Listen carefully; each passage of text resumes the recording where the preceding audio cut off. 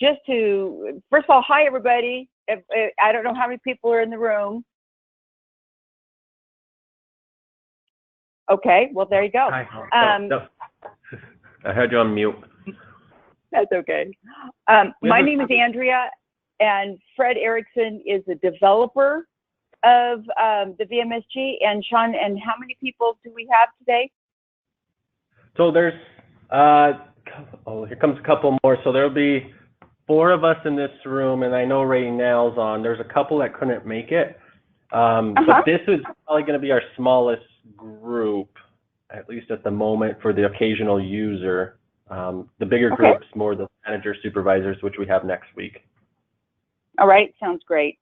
Well, we believe that it is really important to see the overview, and Sean will tell you that this is a broken record, and it starts. The reason why it was so important is to be able to give the people that are doing the activities that are updating the system what part they play in the overall quality improvement and performance management system that you guys got.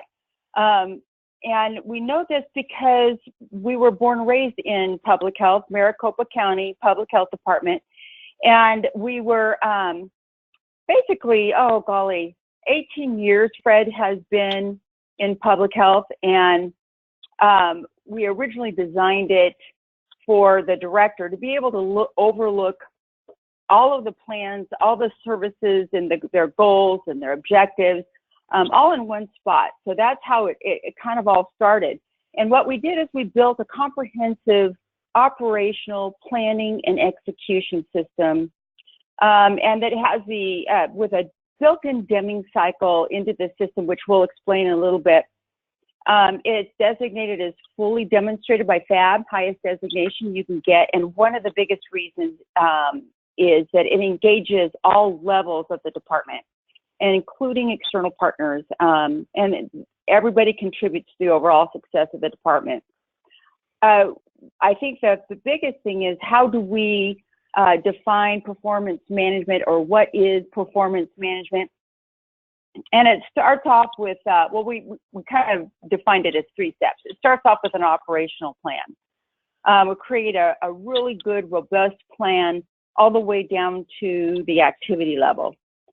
These activities, and I'm gonna say you guys really are the most important, because all the activities are done by you, a specific set of people in a specific time frame with certain measurements. The next step is we want to monitor that plan, and we dig deep. We monitor it on the micro level, maybe that one activity. We monitor it on the macro level, which is the overall group. And then, of course, we're monitoring it so that we can provide information to the public or to the board of directors on how we're doing on everything. And of course, after we're monitoring it, we may find where we're lagging or we're on time. And that is the performance improvement part of it, where the Deming cycle, or the plan, do, check, and adjust, comes into play. So we're able to have continuous movement of being able to put the plan in, do the activity to execute that plan, and then monitor it. If we're finding that we're lagging, we can just basically know exactly what area that we're lagging in, and going back into that plan to revise it. It could be funding, it could be someone's out on maternity leave, it could be any reason, but the system is able to communicate to that group leader what's going on. And this is kind of where I leave you off, but I'll first tell you how the system is internally designed. And we have this pyramid that's actually in the system. It starts out with your organization, your department. And then the system will also identify the groups within the department. And within those groups, you have services, and the services that you provide. With that, you also have initiatives, the things that you want to do in the future. Underneath the services and initiatives, you have your set of goals. Then underneath those goals, you have a set of objectives. And we take this a little bit, most health departments only bring it down to the objective, but we take it all the way down to the activity to be able to achieve those objectives. And Fred is going to take you live into the system and kind of give you an example on how all that works. And you are on, Fred. My turn already. Okay. Yep. Well, thank you everybody for joining us. We're going to try to make the most efficient use of your time. Probably about 30 minutes we should be able to get through all of this. What we're going to do is walk you through a live demonstration of this operational planning cycle, developing an operational plan. Then we're going to go through the tools and monitoring the plan through its life cycle, and we're actually going to go through the PDCA cycle to make some corrections. That will kind of give you a good overview of all the tools, and then where your part is when we talk about what we call occasional users, which are those folks who are going to respond to an email notification that's generated by the system and then go in and update the activities that they've been assigned. So we have a little demo organization we call USA Public Health. I'm going to take you live into the system now. What you're looking at is the main menu of the system. What we're going to focus on for right now, if you don't mind, are these tabs across the top. This is the navigation. If you look closely, you'll see it's the pyramid that Andrea just showed you, flipped over on its left side. So the organization, your health department, the groups, which is your divisions, your offices, your programs, your bureaus, whatever, services, goals, objectives, and activities. So I'm going to go to my groups tab now, and I'm going to go down to my community health division. So now what I've done is just filtered that entire pyramid to be within community health. Now, within community health, we have a set of services. These are specific to community health. We're going to talk about the Safe Kids program today, and specifically, we're going to develop a quick operational plan to manage the Carseat program that falls under the Safe Kids program. So I'm going to go down to the goals for Safe Kids, and you see we have 4 of those. We're going to focus on promote and provide child passenger safety education and resources to the partners and the community at large. And again, this is where the Carseat program fits. You'll notice as we go down the pyramid, we're going to get more and more specific. Number 1, we're going to tag everything with a status flag, which is just a traffic light, and it's exactly as you'd expect. Green is go, everything's okay. Typically just meaning it's moving ahead as you would expect. Yellow light indicates something is potentially going wrong. Not necessarily has gone wrong yet, but you're maybe anticipating, you heard rumor that funding is running low, or that somebody is going to be leaving the organization or going out on leave, something like that. That's critical. So you might mark it as yellow. And that's what this notes field down here is for, is to indicate why. So if I mark that as yellow, I might put a note in there, something to the effect of, based on the current spending rate, it appears we're going to run out of funds before the end of the project. So now everybody else will know why it's been marked as yellow. They don't have to call Fred and say, hey, why'd you change the flag here? A red light indicates, whoa, something's gone wrong here. We need to address this pretty quickly. And it could be that you address it as red because priorities have changed and you're just not going to be able to get to that this year or something along that line. But you're, again, going to put a note in there as to why you changed it. And then you see the gold bar up here. The gold bar indicates successful completion. So once you've gone all the way through this particular piece of the plan, you mark it as gold, saying it's done. And it kind of takes it out of the normal day-to-day flow because you're obviously not going to have to respond to inquiries about what the status of that is if it's already done at that point. So now we're going to drill down to the objectives for this specific goal here. If we get to the objective level, the first thing you may notice is that objectives are SMART, we call them. So they're specific, measurable, attainable, realistic, and time-based or time-bound. So as an example, by September 30th, we're going to distribute 20 car seats a week to families through these various programs here. So we're very specific as to what we're trying to accomplish. Now looking at that, I call an objective still a what and not a how. The what is, this is what we need to accomplish here. So what we've done at this point, we've assigned Diane Cox as our objective lead. Diane's job is to get us to that objective of 20 car seats a week by the end of September here. Pardon me. She's not necessarily the person who's going to be doing it, but she's the person who's going to be leading it. So maybe a project manager, program manager, something along that line. As we go down from the objective, so we now have a target up here. We have an objective that says we're going to get to that 20 car seats a week. Exactly how are we going to do that? That's where the activities come in. And this is where a lot of you are going to be contributing your time, is to keep these activities up to date. And we'll show you how to do that in a very, very simple way, taking very, very minimal amount of your time. So we have a set of activities, a set of steps we're going to go through to get to that target up there. So we'll walk through those and talk a little bit about the data elements down here at the bottom. First one is establish a funding stream. So obviously car seats aren't cheap. We've got to have money for funding here. So what we're going to do is go to our funding source, in this case probably the Safe Kids program, and we're going to get them to fund 20 car seats a week. Every activity has got a performance metric, and the performance metric just says, how do I know when I successfully completed the activity? So the activity is to establish a funding stream. Once we've acquired funding, we've completed the activity. So it's really usually pretty simple. Every activity also has a specific team of people assigned to it. I go down here and I can say, okay, we have, in this case, Diane Cox assigned as a team lead, and then we have 3 other team members in here. So we can have as big a team as we want. They can come from anywhere in the organization. And if you choose to, they can include external partners as well. So you can assign external partners, in this case, maybe somebody to manage the car seat program as part of the team in here. Over in the right-hand column, you can see the FTE number. What that is full-time equivalent. What we're saying is how much of this person's time is going to be involved in this particular activity. So you can see we have Mara and Diane each have indicated about a 0.1 FTE for their portion of this activity here. What we're going to do with that is we're just going to roll it up the pyramid here. So you see down here we have a 0.1 and a 0.1, rolls up to a 0.2 FTE at the activity level. When I go up to the objective level for all of those activities, you see it rolls up to a 0.6 down here.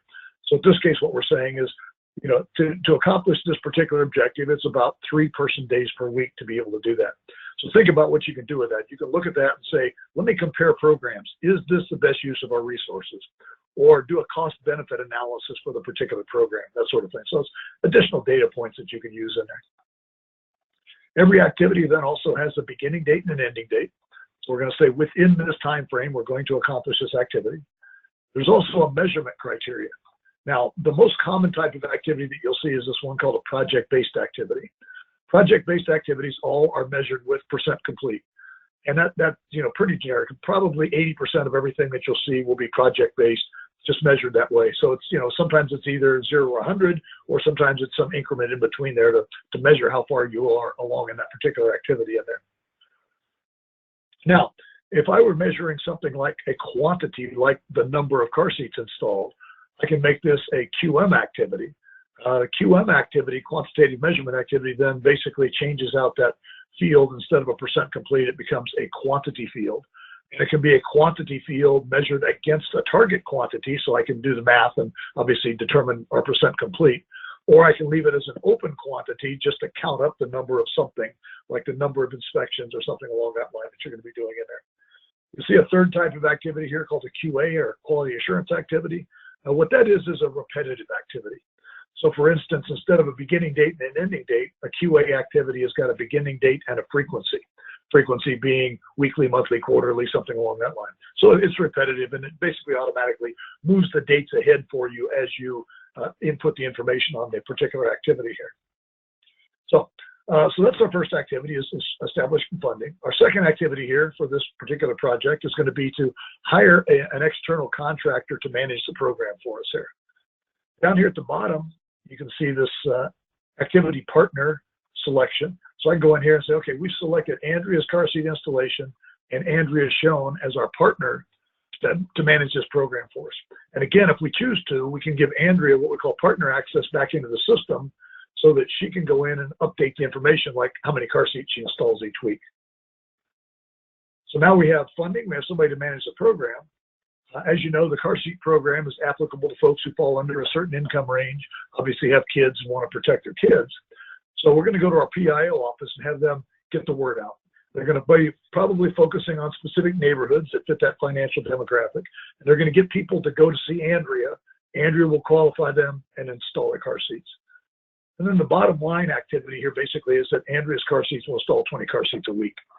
So in this case, what we've just done in the last 5 minutes is we built an operational plan for the car seat program. And it really is that easy. You just go down from the highest level concept all the way down to specific activities. And at that point in time, you're going to execute the activities, which will make you meet the objective, and then the objective will contribute to the goal, and so forth going up there. So if I take this exact plan, I'll walk it back through our pyramid here. You'll see how it fits in there. So remember, it was under Community Health Division, the Safe Kids program. The goal here is to provide car seats to those who can't afford them. the objective in that SMART format again is by September 30th, distribute 20 car seats a week to families through the various programs. And then we got a set of activities. We got to find funding, hire an installation partner, create the awareness, and then actually install 20 car seats a week. So that's the operational plan. Now, we're going to take that plan, we're going to walk it through the PDCA cycle that Andrea showed you here. So the first step is the P part, the planning part. Well, we've just done that. We've got a good plan now. Now, we move into execution in the do phase here.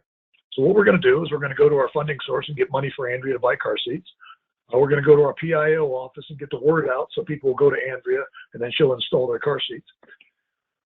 As we're doing that, we're going to turn on this thing called real-time planning. And this is where everybody here is going to be involved. This is what this training is mostly about. Real-time planning is a combination of a fully automated email notification system.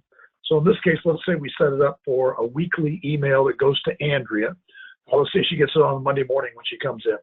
In that email, it's going to basically say, how many car seats did you install last week? There's a link in the email she'll click on.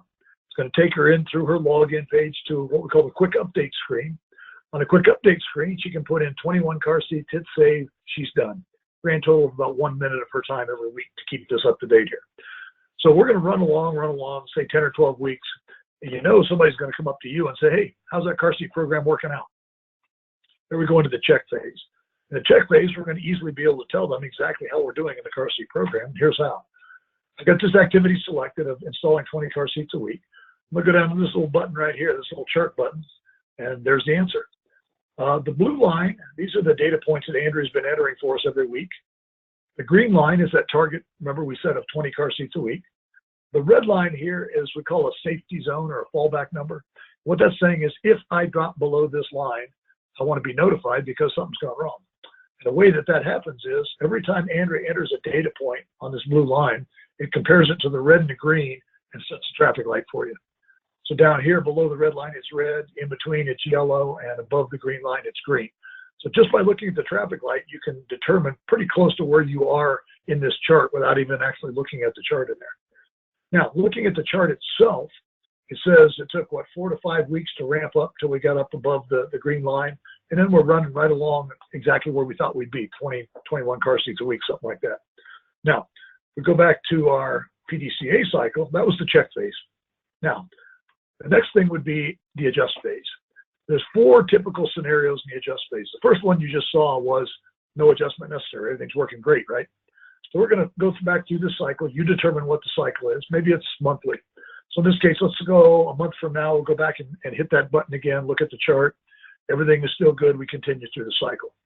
Now, let's go back and switch up a little bit here. We're going to change the activity to this one. Andrea's car seats will install 20 car seats a week. Now, first of all, looking at the traffic light, it says it's yellow. But based on what we just saw on the chart, that means we're sitting between the red and the green line, right? Let's go verify that. And sure enough, looks like we ramped up over about 4 or 5 weeks again, but we capped off at about 15 car seats a week. At this point in time, what we know is we're not making our target number. What we don't know is why. So figure that out. I'm going to go back to the activities here. Number 1, establish a funding stream. There's the gold bar telling us we've done that. Number 2, relationship with local car seat installer. Gold bar says we're done. We've done that. Number 3, PIO also going to do our marketing program for us. Oops, yellow light. Got a problem. That's where the notes field comes in. We'll go down here and see what's going on. It says may not be reaching the proper demographic or the plan is set too high. Okay, so we got a couple of possibilities. What we do know is that the problem is in the marketing. So what we're going to do is we're going to grab that chart. We're going to walk over to our PIO office and sit down with them and say, hey guys, here's what we're seeing. Can you help us understand? So maybe the first answer we get back is, well, let me tell you what we've been doing. You know, we've gone out to those neighborhoods we all discussed. We put up some flyers and some posters in shopping centers and key areas where people gather over there. So we're getting the word out that way. There's a social media app called Nextdoor. It's a neighborhood app. So we've been using that and putting some advertising out there so people will know. And then there happens to be little newspapers in each of these neighborhoods too. So we did some advertising in there. So we think we're doing a pretty darn good job of getting the word out. Do you think possibly we just overestimated the target number? Maybe that target number really is only 15 and not 20. So what we're going to do at this point is we're going to adjust the plan. So in this case, the plan was 20. Let's take it down to 15. Let's go through the cycle. We're going to go back, a month or a quarter from now, whatever it is, look at that again. We're still somewhere around 15. We probably made the right adjustment. So what you have the ability to do here is keep your plans alive. You got a brand new plan basically now from this point forward. You didn't have to wait till the end of the planning cycle and go back and say, how did we do against the plan? It's happening in real time here. Now, had we gotten a different answer from our PIO office, like, yeah, you guys came to us to do this marketing, and unfortunately, we had a lot of staff turnover recently. Good news is, a couple of weeks ago, we hired a new guy. His name's Bill. Bill's awesome at doing this marketing stuff, so we got him on there. Bad news is he's only been doing it for a week or two, so we need to give Bill a little bit more time. So in this case, the adjustment is to the resources. So in this case, we're going to put Bill in there. We're going to give Bill a little bit more time to ramp up to the number and move forward. And I mentioned there was a fourth scenario too. The fourth scenario would typically be a combination of an adjustment to the plan and the resources. So let's say in this particular instance, we take the plan from 20 down to 17. We put Bill in there. We give Bill a bit more time, and let's bring in an external contractor just to help Bill ramp up to that number pretty quickly here. So those are the typical four scenarios that you're going to make an adjustment. You're going to continue through the cycle all the time and make those adjustments pretty much in real time. So that's the PDCA cycle. Every plan is going through the cycle all the time there. Now, we're going to switch gears a little bit. Andrew was talking about macro level performance monitoring, the dashboard. So we're going to look at that. So I'm going to go back to my groups tab or my org chart. So I go down here, I'm looking at community health division. Now, every person who's assigned as a user in the system is assigned to a default group. That doesn't mean they only have access to that group. That just means that's their home group. So WIC people are typically assigned at WIC, obviously. Community health people are assigned there. Emergency preparedness people are assigned at that group. Typically, your senior managers are assigned up at the department level, meaning that if I see a dashboard, I want to see the whole department on one screen. I don't want to have to go digging around too much. So you're going to log in. You're going to go to your default group. You're going to go up and click on this little traffic light up here. It's going to do a bunch of calculations, and it's going to take you to a dashboard specific to your area of responsibility. So like I say, if you're the health director and you go in here, you're going to see a dashboard like this that shows you the entire department on one screen. If you're the WIC director, this little button up here is going to say USA Public Health WIC, and you're going to see just WIC activities, just WIC people on that screen. So it immediately takes you to your area of responsibility. Now, given that, you also have the ability to go back and go to the group screen and select another group if you've been given that access to be able to go look at other areas of the organization here. What you're seeing in this top left corner is what I call the big picture. It's showing you the number of activities or objectives or goals, whichever one you select, in each status. So you see we have 15 completed gold ones, we have 17 green, we have 7 yellow. Now you notice the little finger when I roll over, meaning that I can click on any of those and drill right down to the information underneath there. So I can see those 7 objectives or 7 activities and find out exactly what's going on with it. The other thing you see here is the schedule gauge. What that's showing you is based on the beginning date, ending date, and percent complete at the activity level, it's aggregating all those together and saying we're about 40 days behind schedule. The light is yellow because it's less than 60 days behind schedule. And if it were on schedule or above schedule, it would be green. So just looking, we say we're a little bit behind schedule. Most schedules are typically a fiscal year long. So 40 days is what, 10 or 12%, something along that line. So not too bad. So this gives me the big picture up here. I can look at that. If I say that, I have all my gold and green and maybe a yellow or two that I know about, and I'm pretty close to being on schedule, I'm kind of done for the day. I log out and away I go. If you do want to drill down a little bit more, you can go down to the bottom of the screen here. And the first thing you're going to see are all your people. Everybody who's been assigned, in this case, as an activity lead will show up on in this column. Over here, you're going to look and see the last time they were in the system and updated their information. So in this case, you'll see the green, meaning less than 30 days. The yellow, meaning 30 to 60 days. And if it's red, it means over 60 days. So kind of think about that a little bit as kind of a mini audit. So you're looking at that, you can tell how real time is my information and how's everybody here doing, keeping the information up to date in here. Nice tool to have. FTE, remember we had the FTE at the activity level. What this does is roll up the FTE numbers for each person. So if I've assigned Diane a whole bunch of activities and it rolls up to a 1.25 FTE, I've given her the assignment of 1.25 people. A little bit too heavy, so you probably want to try to go in and you can drill down on her, look at all her activities, maybe reassign some of them to somebody else to get her down to the 1.0, magical 1.0 level here. Column called lagging here is saying we have activities that are behind schedule, and they're color-coded as to how far behind schedule. The days column here is showing me the same as a schedule gauge for the individual person. So how's this person doing against their assigned schedule timeline? Overdue is just that, meaning that the ending date has come and gone, or we're not yet 100% complete. And then the number of red, yellow, green, and gold for each person in there. So I can see the same information by group, meaning my org chart. So I can see by division, office, and program how they're doing. And the third option is priorities, strategic priorities. So these would be the top level of your strategic plan. Typically, there's somewhere between 3 and 7 strategic priorities in your strategic plan. And what you're doing at this point is comparing everything else that you're doing to your strategic plan, which is kind of making sure that the strategic plan is your vision for the future as a department. What you're trying to do is make sure everything you're doing is pushing and supporting the strategic plan. Now, up here at the top right corner where it says My Priorities, what that is individually selectable objectives you want to keep your eye on. I call it front and center. It's typically things that you're working on personally or working with a team on, or that your team is working on. Typically, they're things that have been marked as red and yellow status, because if they're green or gold, they're either on track or finished, so you don't necessarily need to watch them. You can turn them on and off really easily. Everybody's screen is going to be different because they're attached to your username. So when you log in, it's just going to be the ones that you want to see up there. This button up here, the Start Here button, says make this my home page when I log in. I suggest that, especially for managers and supervisors, to be able to look at that and go in there every day.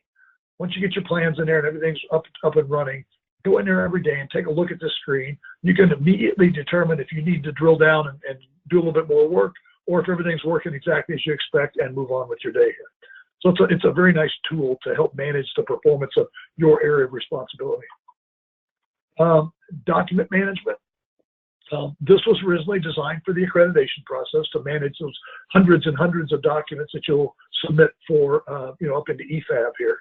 But it's also usable for anything else you want to manage. Documents can be anything. They can be any kind of a file.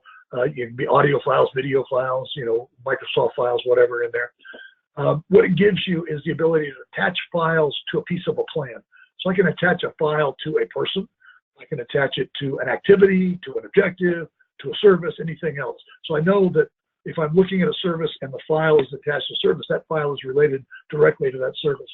I also have the ability to put in a lot of metadata around the files down here. So I can put in the description as long as I want, any notes about that file. I can mark it with a traffic light saying it's a brand new file, maybe red, it's a draft, it's yellow, it's been finalized and vetted, it's green. And in the case of accreditation, if it's gold, it typically means it's been uploaded into EFAB in there.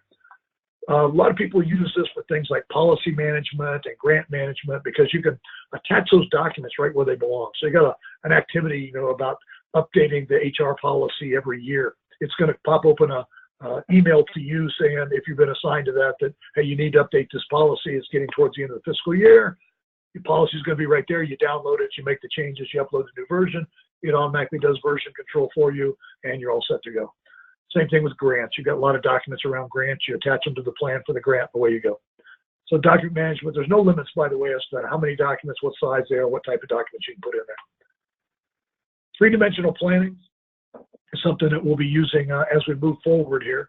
What it is the ability to kind of create an index across everything in the system. So what you're doing is categorizing and subcategorizing everything in the system. You can do things like, how are we doing against the essentials of public health and accreditation? Or what are we doing supporting FAB Standard 6.1? Or which pieces of which plans support our strategic priority of partnering? And which documents, in this case, which documents are we going to submit for FAB Standard 4.2 or Reaccreditation Measure 4.2 in there? So it's a tagging process. It's a very simple process that allows you to tag, and you've got standard tags in there, public health standard stuff, as well as you can create your own. So you can make tags for anything you want. So if you've got a state set of things that you need to track, or specific grants you want to track or whatever, it's very easy to go do that so you can track everything you're doing across the whole department that way. Reporting, obviously you're going to need to have reports at some point in time as you're developing these plans, and there's a boatload of reports in the system. The most common report is what we call the operational plan report, because that's what's in the system. It looks like this. This is the Carseat program again. It's under Community Health Division, the service, goals, objectives, activities. You'll notice the document here in green is attached right to that service, and you'll see them throughout if you haven't attached all the way down to the activity level. You've got the people who are responsible for the activities and the objectives. You got the status, the whole 9 yards.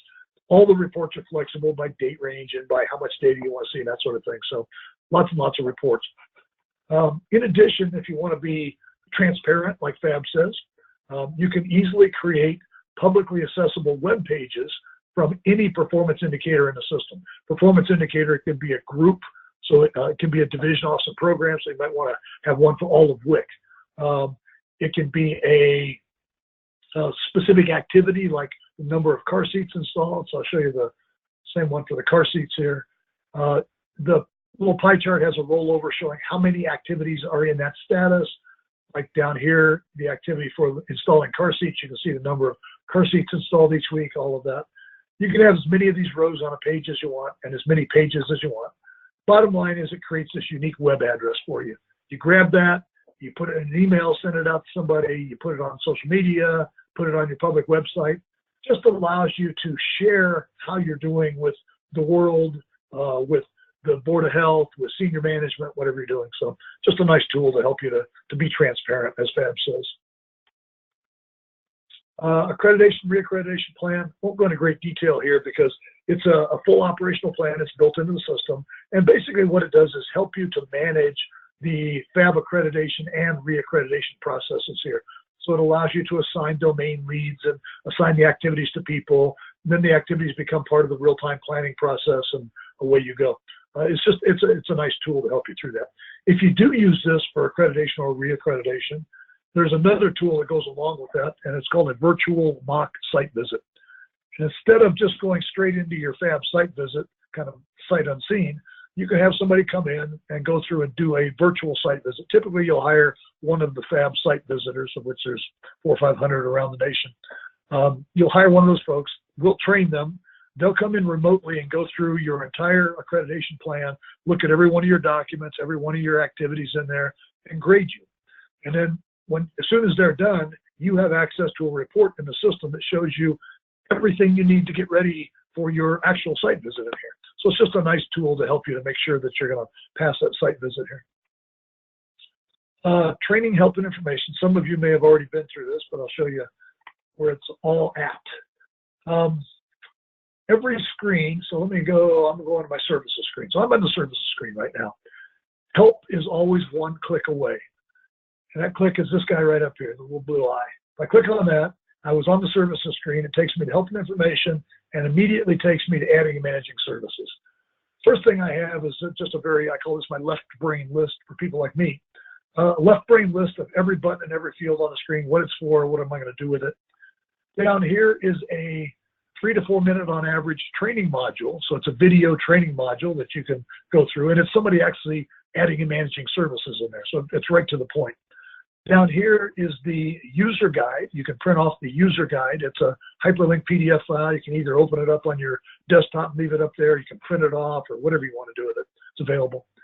Every one of these functions has got like I say, about a 3 to 4 minute training module associated with it. All of those training modules are rolled up into these training curriculums, and you see the 4 different curriculums up here. User level training, we recommend everybody goes through because it's all the nitty gritty nuts and bolts. Don't do it at 2 o'clock in the afternoon after a big lunch because you won't make it to 3 o'clock. But you can do it in small chunks because, again, they're 3 to 4 minute long modules, so you can go through them anytime you want. Administrators, people who are assigned as what we call org admins, go through the administrator training. Operational plan development is how do I create one of these magical operational plans. And then the occasional user training is pretty much what we're doing today. So in addition to the online training that's available, we like to go through these live training sessions and get everybody some hands-on experience with doing it here. So That's the training. You can always go back once you're done with your training and go right back to where you were, continue working here. But again, help is always one click away. Now, this is what we're going to be talking about today mostly. This is the intelligent real-time planning, the quick update system.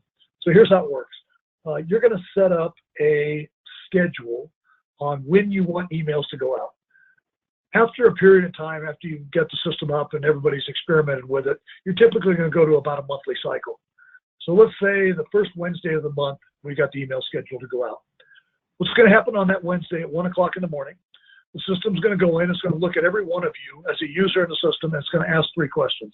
Number 1, have you been in the last 30 days and updated your information?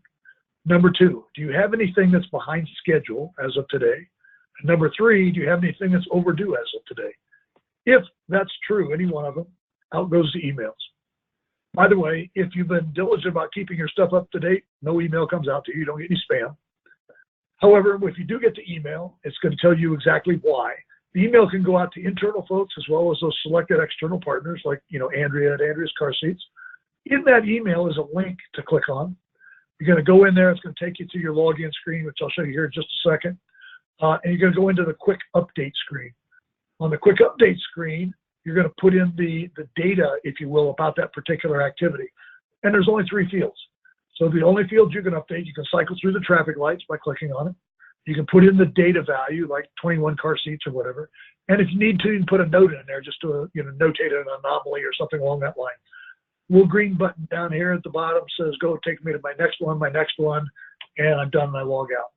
To give you an idea of what it's going to take out of your schedule every month. If you set this up for monthly, you're going to go in here and you're kind of an average person with assigned activities. It's going to take you about 3 to 5 minutes per month.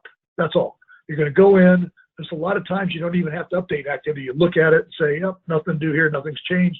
Or you're going to make a tweak to it and you're going to move forward. You're going to go through all your activities and, again, literally be done in 3 to 5 minutes. So what we're asking is that when you get these email notifications, respond to the email. It's going to take you a few minutes and you're done for the month, basically. And you've contributed to managing the performance of the organization. The email that you get will look just like this, except obviously it'll have your name and not mine on it. It's going to have the 3 criteria up there. This is why you got it. The first one is, the 30-day thing. Well, mine was 4 days ago, so that's not why. But I do have 1 activity lagging and 1 activity overdue, so that's why I got the email. For all the activities that you've been assigned, here's the status, pretty much that you have set on those. So the red, yellow, green, and gold. And by the way, this is not a punitive thing. The red, yellow, green, and gold is the status of the activity. And if I mark it as a red, I'm typically saying, hey, I need some help. I can't get this thing back on track because I don't control the funding, I don't control the personnel, I don't control the facilities, whatever it happens to be. So think of it as a kind of a request for help when you mark those things up through the traffic lights there. You have internal system administrators like Sean who are going to appear on your email down here. It says, if you have any questions, call this person. You're going to have their name, and it could have multiples on there, name, email address, and phone number, so you can get hold of that person. You're like, why did I get this silly email? Then down here's the link that you click on, login.vmsgdashboard.com. When you click on that link, it's going to take you to your login page. So what I'm going to do now is I'm going to walk you through the login process, or how to get your user ID and password, how to log in, how to change your password, and then we're going to look at the quick update screen itself so you can see exactly how to respond to that when you get there. So I'm going to go over to the system here. I'm going to log out first by clicking the little red button up the top right. So when you click on that link, you're going to get a screen that looks just like this. First thing you're going to do is hit the send button, which says send me my login credentials. So hit that. I'm going to put in my email address. And I'm going to hit send again. I'm going to get a little notification window here that says success, meaning that it found my email address and it has emailed my user ID and password to me. So I get this little email that says, here's your user ID and password. I can either go back in the email to click on that link again, or I can just click on this login button. Now that I have the email with my user ID and password, I'm going to go ahead and put that in here. And then I'm going to log in. Now, if you've been assigned as an activity or an objective lead anywhere in the system, you're going to get this dialog. Dialog says either cancel, I don't want to log in, take me to the quick update screen, this is what we're going to talk about today, or go to the main menu on the dashboard, any one of them that you want. Today we're going to talk about quick update. So I'm going to select quick update here. What it's going to do is go back and look up all of the activities that I've been assigned personally and take me to the quick update screen. First thing I would ask you to do is you're going to have in the email, you're going to have a password that looks crazy. It's got all kinds of punctuation marks and, upper lowercase, that sort of thing in there. So go in and set up a password that you can remember. To do that, just click on the little keys up here. It's going to put in the current password. So just copy and paste out of the email, stick it in there. Put in your new password, verify your new password like every other website in the world, and hit update. Now, your new password's in there. If at any point in time you forget that password, misplace it, whatever, just go back to the exact same process. Hit the send button. It's going to ask you for your email address. Put that in. Hit send again. It's going to send you the email with your user ID and password that you set up. Go through the process again anytime you want to. So now that once I've got that, I'm in the quick update screen. This is where I'm going to update my activities. Now, the screen is real simple. It was meant to be real simple. There's only 3 fields, again, you can update. Up at the top is that pyramid we were talking about. The group, the service, the goal, the objective, and then I got the activities underneath there. You'll notice it says activity 1 of 5. So I've got 5 activities assigned to me at this point in time. It's going to be the activity and the performance metric. Down here, I've got the traffic light. I can just click on that and cycle through the 4 lights, pick whichever one I want. I can put in the data value, a number of car seats, a number of restaurant inspections, or whatever it happens to be in there. And over here, I can put in a note. Now, typically, you might put in a note if there's some sort of an anomaly, or you just say, hey, nothing changed from last week. I'm just putting a note in here letting you know that. So it's just a nice way to communicate that way. Go down to the bottom right here, click the next button. You notice it now says 2 of 5. So I'm on number 2 activity. I'm going to cycle through all of them here. So I'm now on 5 of 5. So I'm on my last activity. I click it again. Now, if I've also been assigned as an objective lead in here, it's going to give me the dialogue again. I can either go to the dashboard, I can go to my objectives, which is probably what I'm going to do is update those. So I'm going to hit that. It's going to show me a similar screen with up here being the objectives.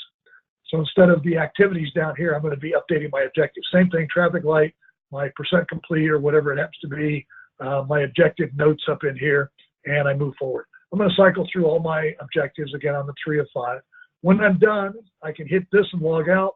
If I want to go to the main dashboard, I can do that. You can also, at this point in time, you can attach and manage documents, and that's what this guy up here is for. So I can go in here and say, okay, I've got this particular document attached right to that particular objective. I can add a new version of it. I can delete it if I wanted to. I can edit the fields down here on it, whatever I want to do with it. And then I hit the little back arrow to go right back to where I was here. Again, when you're done, typically you're going to log out and you're done for the month in this case, because the next time you get this email notification, it's going to be about a month later. Okay, let's just quickly go through this. This is all about the real-time planning. This is what this whole process is called. Automated email notification, log in, go to the quick update screen, do your update, log out, and you're done. The dashboard screen itself, once we get everybody updating their information in here, the dashboard becomes very, very valuable to everybody in the organization, depending on their particular area of responsibility there. Three-dimensional planning, again, is something that typically once you get all the plans in there, we'll go back and do all the categorization, and then you'll be able to go in and look up and say, how are we doing against essential number 1, or what are we doing related to FAB standard 6.1 or whatever. The accreditation process and reaccreditation process, as you can see, are all built in. Just a nice tool to help you to manage that process and get everybody involved in it. And then you guys probably already know the whole system is cloud-based. You don't need anything other than a web browser on your end. Everything else is done on our end here. So that was what I wanted to get across today. May I answer any questions? Yeah, hey, this is Sean. I just wanted to clarify for the group.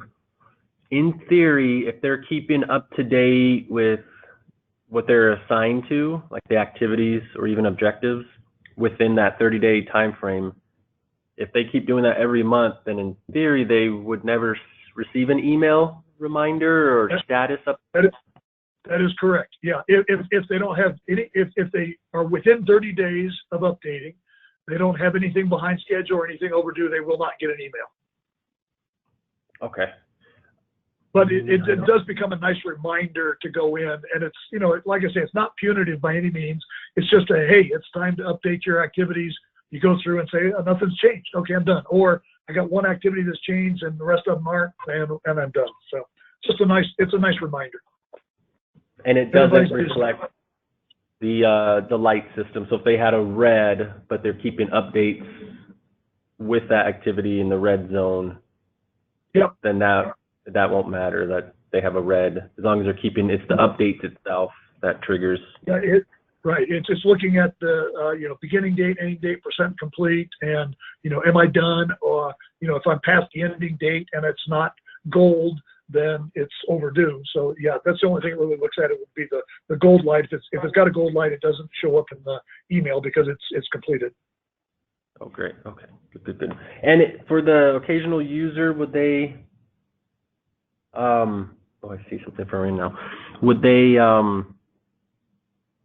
have their dashboard, so they'll have that same light system, whatever plans they're tied to, they can go look at on their view? Okay.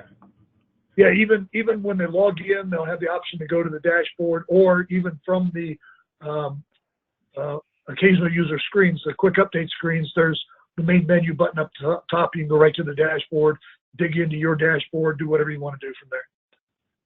Are they able to have, or even for actually the admin, the org admin, because I know you said that the department itself, that you can see, are you able to see all the plans then, all at once, or pick like 5 plans versus the group? So are you able to have multiple groups? You know, here's how you can do that. I'm going to take you back over here. I'm going to go to the menu again. Let's go back to community health, just for kicks. So the reports that you're going to generate are at the group level. So if you wanted to do that, if I wanted to go to a level 1 group, so my department level, and I wanted to have a report of every plan underneath that, I can go to my report, hit operational plan, and it's going to ask you if you have any hidden data, and I just have to in the demo here, say no. It's going to generate an operational plan to start with at the department level in this case. So this is my department. If I want to see everything underneath the department, I can hit the show subgroups button, and be prepared to wait if you have a lot of plans in there, because it's going to go through and generate a report for every plan, every activity within your entire department if you want to do that. So if you have things structured, so you have like a nutrition group, and underneath that you have WIC and maybe some other supplemental nutrition programs, you could generate a report for the entire group, or just the top level, or any one of the other levels in there. So it's determined. And also you can go down another level here too. If I want to see the whole department, I can do that. If I just want to see a single service, I can select a single service. And if I do that and then generate the report, it's just going to be for this first service in there, and not the other 4 services that you see here. I see. Okay. Can you just do a quick view, like from the dashboard itself, to see multiple groups? Yeah. Again, same thing at the dashboard. If I go to the department level and then go to my dashboard here, again, it's with all the different groups underneath there, I could end up with a large time sink, basically waiting for the dashboard to calculate. But this show subgroups button does exactly the same thing. Oh, there. If I'm at the department level and hit show subgroups, it's going to take all the activities and all the people from every group and every subgroup underneath there. It's going to be a large dashboard. Okay, so it's the subgroups part, and the occasional user could, you know, if there's subgroups tied to them, they could also use that feature. Okay. Yeah, and this is all about how you establish their permissions at the user level, Sean. Remember the group links button we talked about? That's what says what they have access to see in there and what they have access to edit in there. Okay. Hey, does the chart within the activity areas, does it have to be, could it all 3 different activity types, they end up creating a chart. I know we were looking at the car seats, and so like the QA or quality measurement, is it only specific, or can each one creates its own chart. The QA is the most complicated because it has the green and the red line in there. The other ones will just create basically a line chart of the specific activity, percentages or numbers or whatever it is. I don't know if I have anything other than the QA in there that I could show you right now. Okay. But then we can easily pull that out as well too, and to use that data for other dashboard type things or other charts.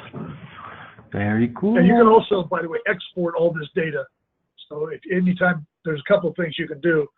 At the menu level, if I have a plan selected, so I have department level selected, I can go down to this button, export my operational plan. So it will export the entire plan to a CSV file if you want to bring it into Excel or anything and play with it. Okay. And I think right now, I know she's not here in the room. I don't know if you could see in the chat section there. Attaching document. Yeah. Does it automatically time and date stamp and organize it in chronological order? It organizes them in alphabetical order, but it's organized within the planning element. So if it's at the activity level and you got 3 documents attached, you have 3 documents showing up and they'll be in alphabetical order. Okay. And you'll have, the date, the time and date stamp essentially with it too. Right. Yeah. Very good. Yeah, the document down, down here it has the person and the date that it was. And then you also have a settable date on the document too, which Fab calls that the expiration date of the document, the end of your chip or something like that. So you've got a lot of data that you can put in down here, but it does automatically say who updated the document last and when was it. Oh, so that's we could put we can zoom into the document itself right there with the date stamp or expiration of the document itself.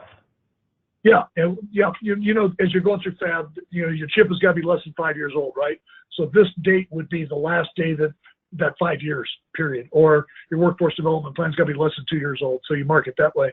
That way, as you're getting ready to upload them into eFab, you look at the date and say, whoa, we're pretty close. I can get it up there now, or, otherwise I'm too late.